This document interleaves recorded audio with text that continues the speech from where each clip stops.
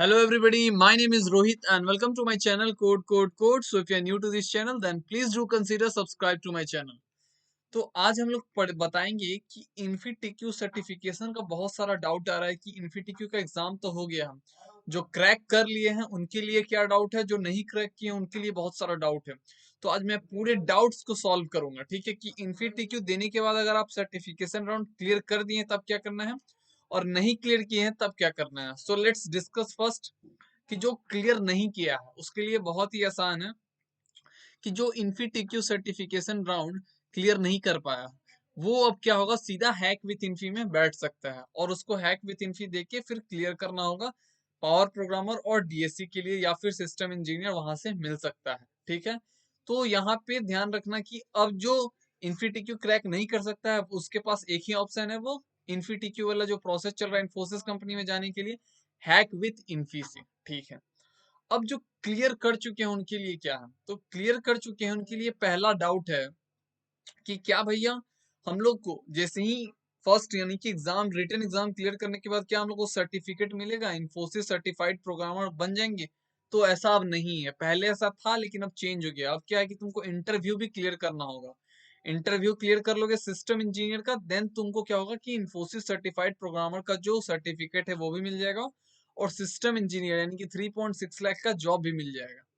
कब होगा ये, जब तुम पहला राउंड क्लियर कर चुके हो और पहला राउंड के बाद जो इंटरव्यू होगा वो क्लियर कर लोगे तुम, तो इन्फोसिस सर्टिफाइड प्रोग्रामर भी बन जाओगे एंड देन उसके बाद तुम क्या बन जाओगे, इन्फोसिस सर्टिफाइड प्रोग्रामर, ठीक है।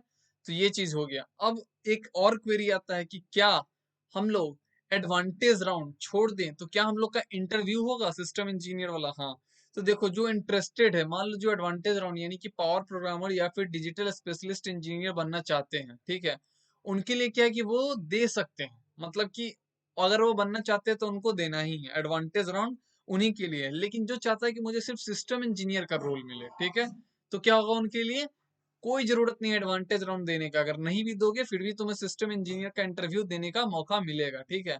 तो ऐसा नहीं कि अगर तुम एडवांटेज राउंड दो या फिर ना दो उससे कोई फर्क नहीं पड़ेगा तुमको। यहाँ पे देखो, यहाँ दिख रहा होगा, यहाँ पे तुमको सिस्टम इंजीनियर का रोल मिलेगा ही मिलेगा। इंटरव्यू, अगर वो इंटरव्यू क्रैक कर लेते हो तो तुमको फिर इन्फोसिस सर्टिफाइड प्रोग्रामर और सिस्टम इंजीनियर का रोल मिल जाएगा। एक और क्वेरी आता है फिर कि अगर एडवांटेज राउंड दिए, अगर क्लियर हो गया तो तुम्हें दो रोल आता है, एक पावर प्रोग्रामर और एक सर्टिफाइड पावर डीएससी, सॉरी एक डीएसई यानी कि डिजिटल स्पेशलिस्ट इंजीनियर, दो रोल आता है। तो ये दो रोल में तुमको अकॉर्डिंग टू योर इंटरव्यू तुमको सारा मेल आ जाएगा।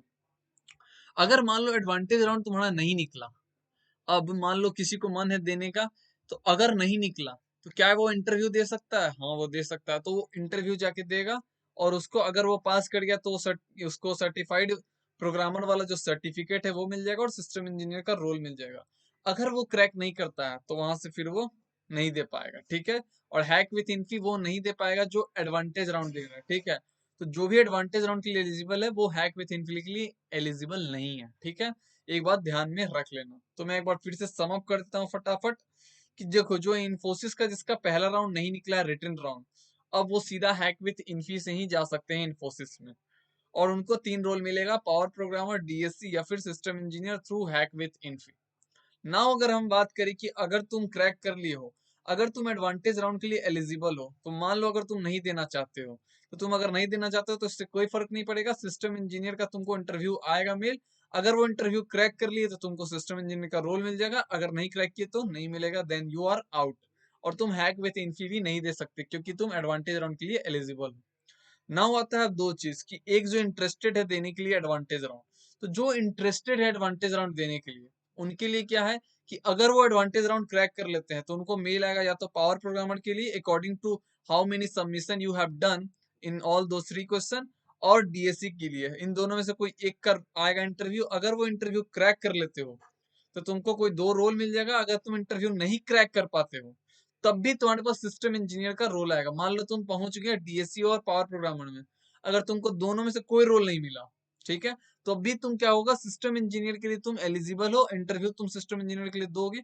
अगर वो क्रैक कर लिए तो तुम्हारा क्या होगा, 3.6 लाख का जॉब मिल जाएगा। अगर तुम क्रैक कर लिए डीएससी या पावर प्रोग्रामर में तो तुमको कोई एक रोल मिल जाएगा।